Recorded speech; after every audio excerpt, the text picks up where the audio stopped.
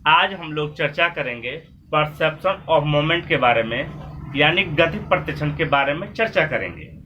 गति प्रतिक्षण का ये पार्ट 2 है। पार्ट 2 हम इसको बोलना तो नहीं चाहिए, लेकिन जो मैंने इसके पहले वाला वीडियो में बताया था उसमें बताया था वास्तविक गति के बारे में, यानी रियल मोमेंट के बारे में। ठीक है। और आज जो हम बताएंगे रियल मूवमेंट के बारे में बताए थे, और आज जो हम बताएंगे वो बताएंगे अपैरेंट मूवमेंट के बारे में। अपैरेंट मूवमेंट दैट मीन्स आभासी। Apparent movement. ठीक है।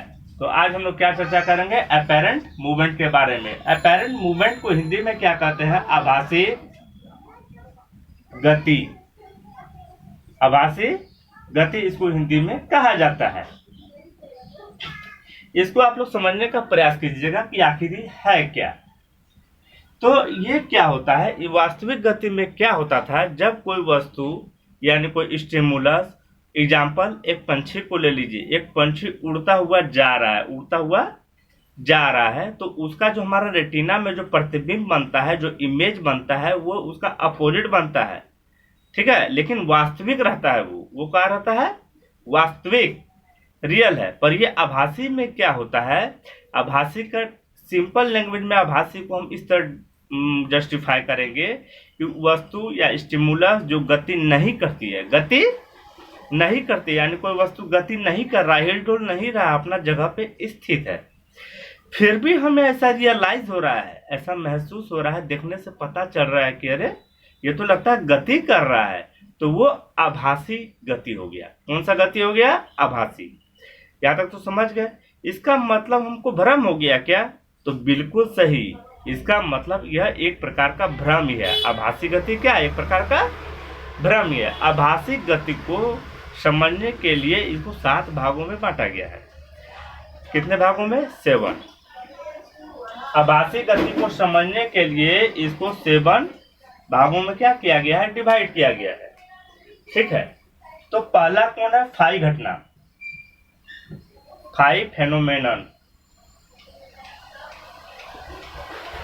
क्या है इसका? फाई घटना। ठीक है। यानी फाई घटना। हमको लिखना कोई जरूरी नहीं था अभी फाई घटना के बारे में, मतलब फाई घटना लिखना कोई जरूरी नहीं था। तो ये फाई फेनोमेनन ये क्या है? ये जो है आभासी गति को दर्शाता है। मतलब 7 प्रकार से बांटा गया है आभासी गति को दर्शाने के लिए। तो पहला कौन है? फाई घटना। फाई घटना को देखिए कितना अच्छे तरीके से, और तो सिंपल सा एग्जांपल लेके आपको समझाएंगे। जब आप शादी विवाह में जब जाइएगा तो वहां पे क्या देखिएगा कि ऐसे ऐसे बोल लगा हुआ है। ठीक है। या ऐसे मतलब रहेगा बोल, उसमें बहुत सारा बोल रहेगा।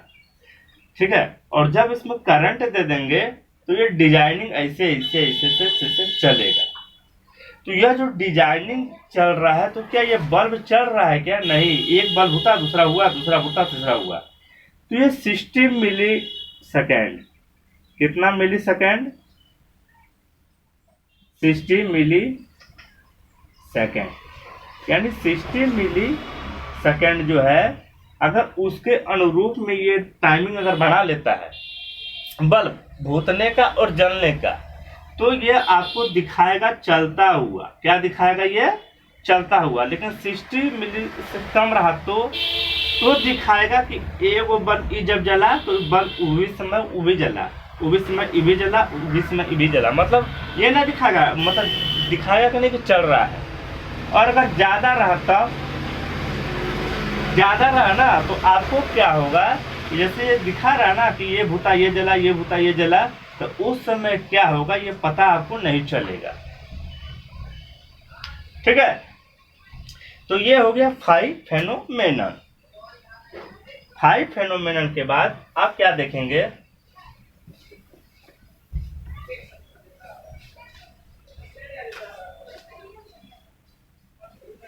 नंबर 2 में ऑटो किनेटिक। ऑटो किनेटिक, इसको क्या बोलेंगे? Auto kinetic effect. यानी स्वगतिक प्रभाव। कौन गतिक? स्वगतिक, गतिक प्रभाव। इसमें क्या होता है, आपको कैसी परिस्थिति में चलना होगा, बात को समझिएगा।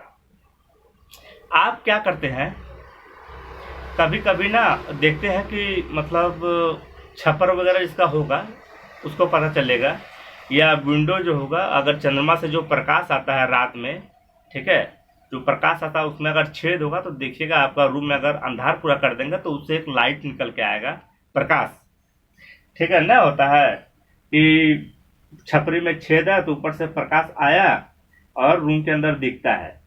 तो रूम के जो अंदर दिखता है ना, तो उसमें देखिएगा उसके ऊपर धूल धूल जो रहता है, उस वजह से लग रहा है क्या कि प्रकाश के अणु फैल रहा है, प्रकाश का अणु क्या हो रहा है, फैल रहा है। तो वो हो जाता है स्वगतिक प्रभाव। उसी को कहते हैं ऑटोकिनेटिक इफेक्ट। यानी जो प्रकाश जो आती है, वो प्रकाश की किरणें जो आती है, तो पूरा रूम अगर अंधार रहेगा, ठीक है, तो पूरा रूम अंधार रहेगा तो देखेंगे कि अरे लग रहा है कि सब प्रकाश जो है रन कर रहा है, इधर उधर घूम रहा है, फुदक रहा है वो, ठीक है, तो वो स्वगतिक प्रभाव के अंतर्गत आता है, उसमें हम लोग कुछ करते नहीं है। ठीक है,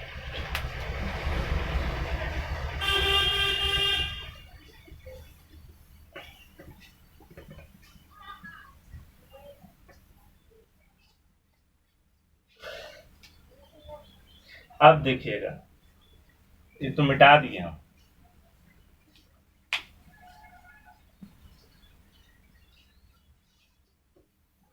अब नंबर 3 में हो जाएगा उत्पन्न गति। क्या हो जाएगा? उत्पन्न गति। उत्पन्न यानी इंड्यूस्ड मूवमेंट। ठीक है, उत्पन्न गति का मतलब क्या हो गया? पुराने जमाने में देखे होंगे, या जो हीरो हीरोइन जो मतलब क्या होता है कि एक्शन नहीं कर पाती है, जैसे कि हाथ छोड़कर गाड़ी चलाना, तो अजय देवगन क्या हाथ छोड़कर ही गाड़ी चलाया होगा क्या? तो वो फिल्म थी अजय देवगन की, ठीक है, जिसमें हाथ छोड़ के वे गाड़ी चला रहे थे, खड़ा होकर गाड़ी चला रहे थे। तो उस समय क्या किया गया होगा कि अजय देवगन को गाड़ी के ऊपर खड़ा, गाड़ी के ऊपर, गाड़ी तो है नहीं लेकिन हम बोल रहे हैं आपको, ठीक है, तो एक गाड़ी के ऊपर इनको खड़ा कर दिया गया और पीछे से पर्दा को ना हटाया गया होगा, ऐसे मतलब पीछे से पर्दा हट रहा है, तो लगेगा क्या कि अरे ये तो गाड़ी चल रहा है, ऐसा रियलाइज हुआ होगा। आपको को वीडियो देखे होंगे, कि ये वस्तुएं स्थिर रहती हैं और उसका बैकग्राउंड वाला जो है उसको पीछे किया जाता है, धड़ाधड़, तो आपको रियलाइज हो जाएगा, इंड्यूस हो गया, उसमें गति उत्पन्न हो गया, इसीलिए उसको कहा जाता है इंड्यूस मूवमेंट। क्या कहता है? Induce movement.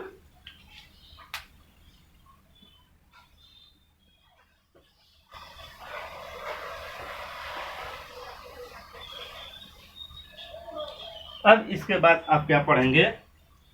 नंबर 4 गति अनुप्रभाव। गति अनुप्रभाव सब आभासी गति है, याद रखिएगा आप लोग को, लेकिन जब वहां पे एग्जाम्पल देगा कि किसको क्या कहते हैं, इस तरह का परिस्थिति है तो कौन सा आभासी गति होगा, तो आपको याद रखना है। तो यह हो गया गति अनुप्रभाव, that means movement after effect. गति अनुप्रभाव, that means movement after effect. इसका मतलब क्या हो गया? इसका मतलब ये हो गया कि इसमें क्या होता है, गति अनुप्रभाव का मतलब क्या होता है, कभी आप गए हैं झरना तालाब ये सब देखे हैं, उसको आप ना कुछ देर तक ध्यान से देखिएगा गिरते हुए, कुछ देर तक ध्यान से देखने के बाद जब आप बगल में देखेंगे पत्थर को देखेंगे, वृक्ष को देखेंगे, झरना गिर रही है उसको हम बहुत देर तक देख लिया, इसके बाद पत्थर को देख रहे हैं, पेड़ को देख रहे हैं, तो आपको रियलाइज होगा, आभास होगा। क्या आभास होगा? कि वे सब ऊपर की ओर जा रहे हैं, वे सब ऊपर की ओर जा रहे हैं, तो उसी को कहा जाता है गति अनुप्रभाव। अब गति अनुप्रभाव को ही कहा जाता है उत्तर अनुप्रभाव। क्या कहा जाता है? उत्तर अनुप्रभाव, इसी को कहा जाता है। ठीक है, अब इसके बाद हम ले लेते हैं 5वां नंबर, आकृतियों में गति। That means movement of picture, movement of picture यानी आकृतियों में गति। आकृतियों में गति क्या होता है? कोई मतलब 3D वाला जो पिक्चर होता है, देखें आप लोग, पिक्चर में ना देखेंगे क्या कि पिक्चर ऐसा है कि जैसा रन कर रहा है, ऐसे ऐसे हम बना दिए ना, ऐसे भागते हुए बना देंगे और पीछे में स्क्रैच वगैरह कर देंगे, तो लगेगा क्या कि हम रन कर रहे हैं, तो उसी को कहा जाता है आकृतियों में गति। यानी आकृतियों में भी गति होना आभासी गति के अंतर्गत आता है। आकृतियों में गति होना आभासी के अंतर्गत आता है। ठीक है, तो ये हो गया चौथा और ये हो गया 5वां। अब हम लोग बात करेंगे 6ठा का।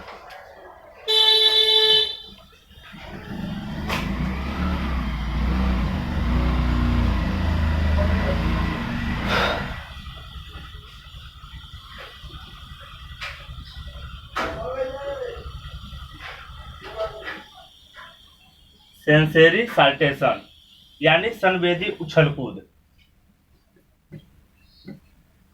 संवेदी उछल कूद इसको कहते हैं। ये हो गया 6वां नंबर 6 यानी सेंसरी साल्टेशन यानी अपेरेंट मूवमेंट, दैट मीन्स आभासी गति जो है, इसका आभासी गति का ये 6वां नंबर है, यानी इसको भी आभासी गति के अंतर्गत कहा जाता है, यानी आभासी गति ही इसको कहा जाता है। ठीक है, तो संवेदी उछल कूद क्या होता है? किसी व्यक्ति को आभास होता है। यह आभास देखिए जितने भी किए गए थे सारे प्रयोग करके किए गए थे। कुछ मनोवैज्ञानिक का नाम इसमें दिया हुआ है, लेकिन मनोवैज्ञानिक का नाम इसलिए मैं नहीं बता रहा हूँ क्योंकि एग्जाम में ज़्यादातर देखते हैं कि ऐसा रहता है, जब क्वेश्चन निकल के आता है, मैंने लड़कों लोग से भी पूछा है कि एग्जाम में जो है कितने वैज्ञानिक का नाम था, ये वो, तो वो नहीं बता पाते हैं, बोलते हैं कि नहीं ये वो 2 था बड़ी मुश्किल से। इसलिए उसको याद करने के बजाय अंडरस्टैंडिंग पावर होना बहुत ज़रूरी है आपका, कि क्या करना चाहिए हमें। ठीक है, मतलब क्या करना चाहिए, क्या पढ़ना चाहिए, इसके बारे में एक वीडियो में बनाऊंगा, आप लोग देखेंगे कि क्वेश्चन मतलब एग्जाम का जो तैयारी है, वो क्वेश्चन का जो पैटर्न है वो कैसा होता है, क्या करें नहीं करें, किस तरह से निकलेगा हम लोग का एग्जाम, सारा डिस्कस और एनालाइज उसमें किया जाएगा। तो ये उछल कूद होता है कि जब व्यक्ति को रियलाइज होता है कि हमारे शरीर में, पेट में ना लगता है कोई उछल कूद रहा है, कोई उछल कूद रहा है, जबकि नहीं उछल कूद रहा है, कोई नहीं है वहाँ पे। कभी कभी क्या होता है, हमारा जो रोया होता है वो पंखा के वजह से ना, जब पंखा जोर से चला दीजिएगा तो आपको लगेगा क्या कि अरे कुछ भूल रहा है, ऐसा रियलाइज हो जाता है कभी कभी, लेकिन ऐसी बात नहीं है।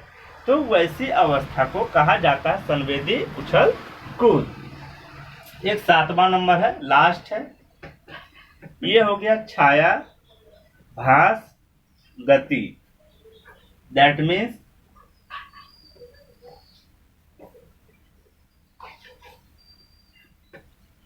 Phantom movement.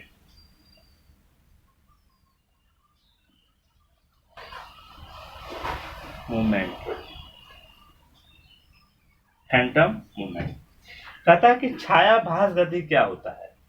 छायाभास गति में क्या होता है, ओसिलोस्कोप नाम का एक यंत्र है। ठीक है, ओसिलोस्कोप नाम का एक यंत्र है। यही ओसिलोस्कोप के कारण व्यक्ति को क्या होता है, आभास होता है। क्या आभास था? छाया का। यानी एक पेपर लिया जाता है, पेपर में ऐसे लाइन खींच दिया जाता है ऊपर और नीचे, और जो जब देखता है उससे तो ये वाला पेपर को गुजारा जाता है, तो यहाँ रियलाइज होता है कि पेपर चल रहा है। मतलब पेपर मतलब वो जो ब्लैक वाला है ना, उसको छाया, उसको समझ में आता है कि अरे इसका छाया, जबकि रहता नहीं है हकीकत में। समझ में आ रहा है आप लोग को? ये था अपेरेंट मोमेंट, दैट मीन्स आभासी गति के बारे में। चलिए मिलते हैं नेक्स्ट वीडियो में। चलिए बाय।